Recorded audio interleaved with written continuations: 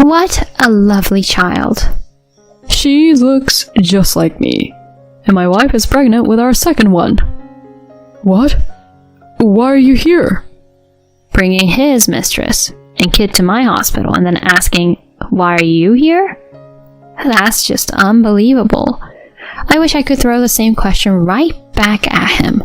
Why are you here? I'll make sure he regrets casually showing up at my workplace.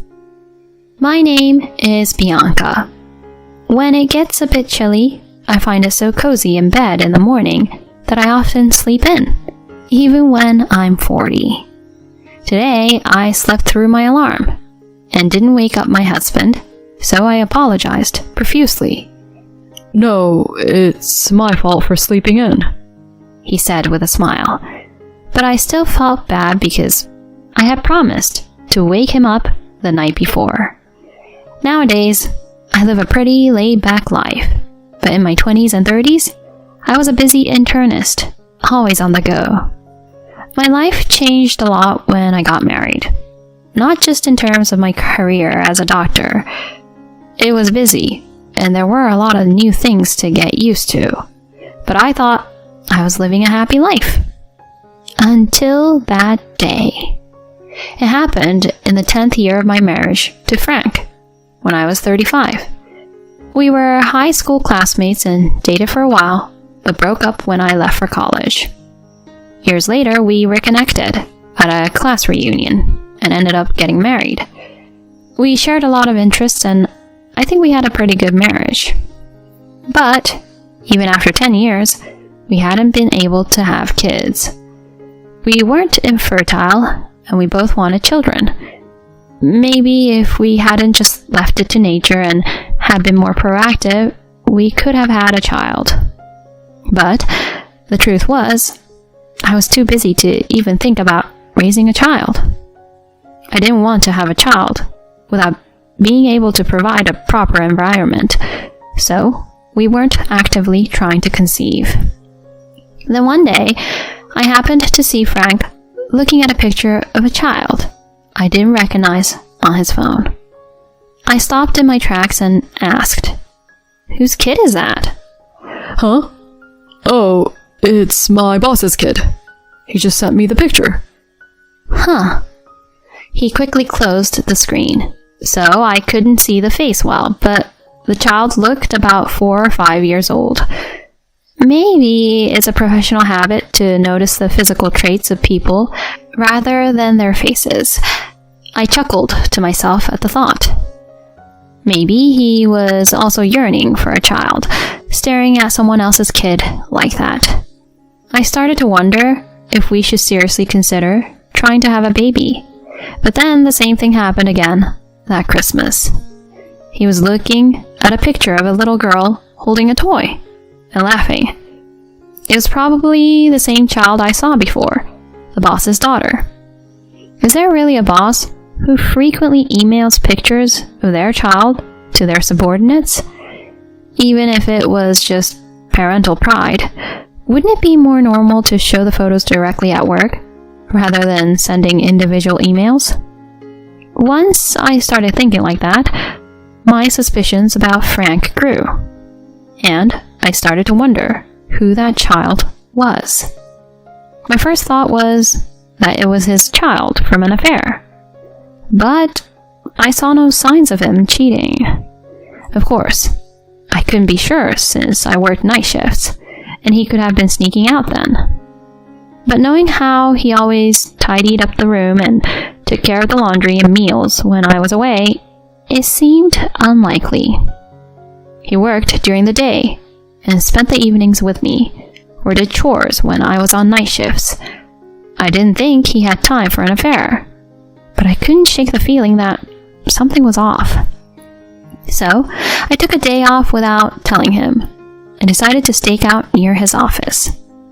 Thinking I was foolish to waste my day off like this, I waited at a cafe in front of his office, sipping coffee. After a while, Frank left the office later than usual for a sales call. I quickly left the cafe and followed him. He went to an apartment, and when he rang the doorbell, a woman and a little girl came out to greet him with smiles. It was a girl from the photo, and I just broke down crying. But it was just a woman and a child coming out to greet him. There was no solid proof. Maybe he was just visiting a friend and her child.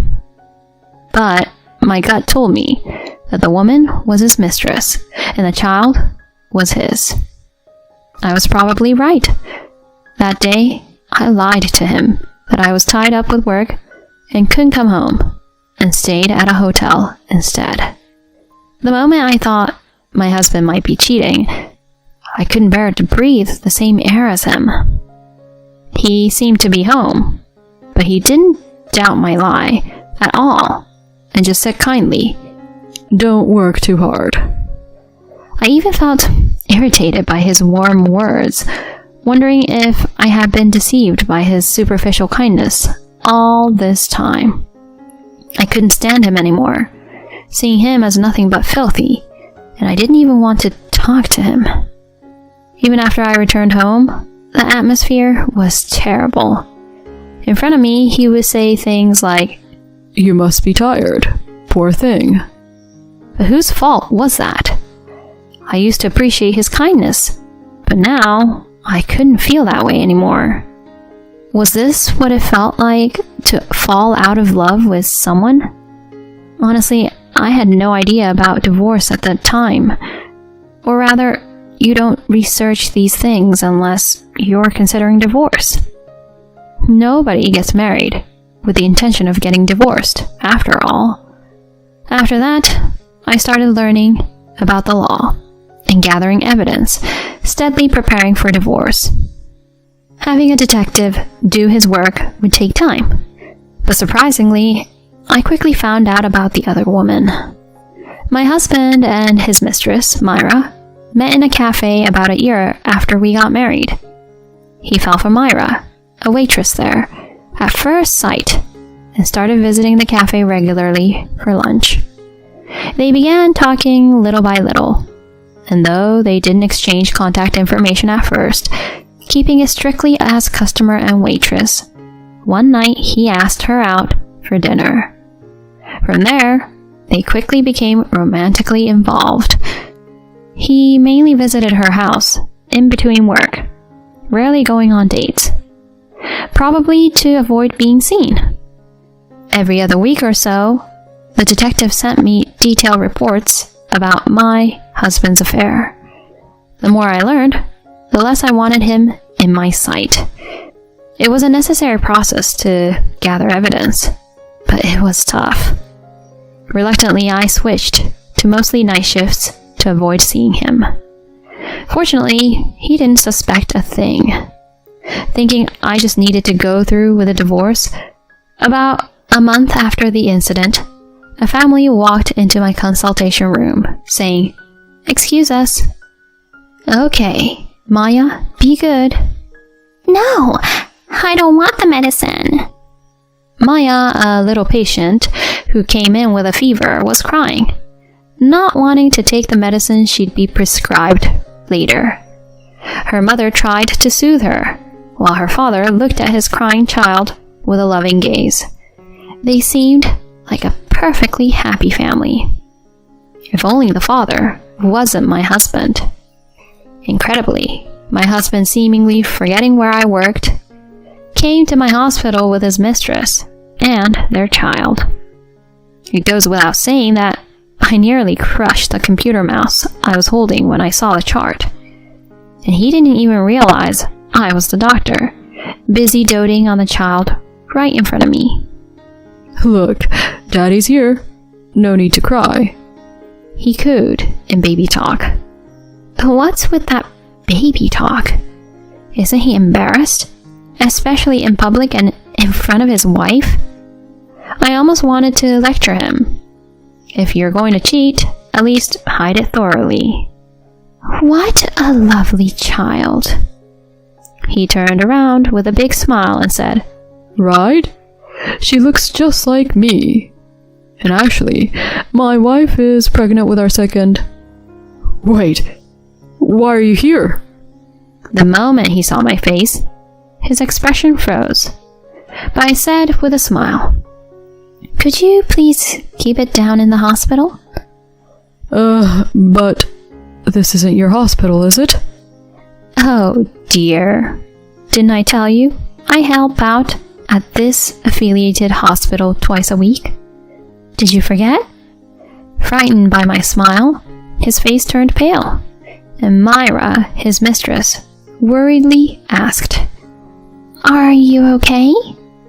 What a lucky girl Maya is to have such great parents. "Ah," Myra replied, clearly confused about why I was suddenly praising them. She seemed unsure what to say, but managed a polite, "Thank you." Meanwhile, my husband was trembling and eventually collapsed to the ground. "Honey, are you okay? You don't have a cold too, do you? Are you feeling sick?" She asked him, but he couldn't answer. Interesting. Even my husband wasn't shameless enough to be called honey by his mistress in front of his wife and respond with, "Yes, dear?" "Is your husband okay?" I asked sarcastically. Then my husband, with a forced smile and a strained expression, was sweating profusely and looking off into the distance. Seeing this, Myra suggested, "Hey, if you're feeling sick, why don't you see the doctor too?" "That's a good idea. Maybe he should consider surgery to prevent having more children. That would be good not just for his health, but for his life too." "What?" She looked at me shocked, while he twitched beside her. Don't make such a face, dear. I've known about your affair for a while now." What? My husband, who had been reacting like a broken robot, suddenly seemed to come back to life. He looked at me seriously and said, "I was gathering as much evidence as possible for a divorce to be in my favor, but it seems I won't need it now." "What's the matter? Too shocked to speak?" "Oh, looking at her up close, she really does resemble you. Such a cute child," I said with a smile that masked my anger. My husband was frozen stiff. "Oh, wait. This doctor is..." Myra began, turning to my husband, who gave no response, but seemed to realize that I was his wife. "I didn't know he was married at first." She suddenly started defending herself. "Is that so? Well, my condolences, but you must have known at some point that he was married, right? Not going on dates and always meeting at home to avoid being seen? And still, you had a child with him and continued the relationship without any apology to me. Regardless of how it started, you're equally guilty." "I'm sorry," she apologized awkwardly, avoiding my gaze. My husband followed suit, hanging his head and saying, "I'm truly sorry." Maya, their daughter, looked on with a confused expression. "Do you think I want your apologies after everything? Really?" Huh? I mean, it's not like I'm so naive that I'll settle everything just because you two apologized. My colleagues here at work saw you bring your mistress and child here, so an apology isn't going to cut it," I said, sighing. He mumbled, "I really am sorry." in response. If a mere sorry was enough, we wouldn't need police or courts. Look at this nurse next to us, feeling awkward. What are you going to do about that? I wanted to say all that, but I kept silent, not wanting to involve the nurse in our drama. It must be uncomfortable for her, caught in such a situation, seeing her boss discover the affair. I've said it before, but I don't need your apologies. Show your sincerity through the alimony. What? But I have kids, and you earn more than me. We don't need to bring money into this. So just because I earn more, I should refrain from receiving alimony, an apology in monetary form? Isn't that absurd? You apologize with words, but refuse to pay? What a small-minded man.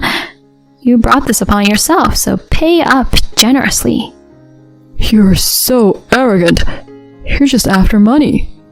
I don't have to listen to such an ugly accusation. What else can you offer me right now that would satisfy me? The only way you can show your sincerity is through money. Unless, of course, you want to be my housemaid for free for the rest of your life.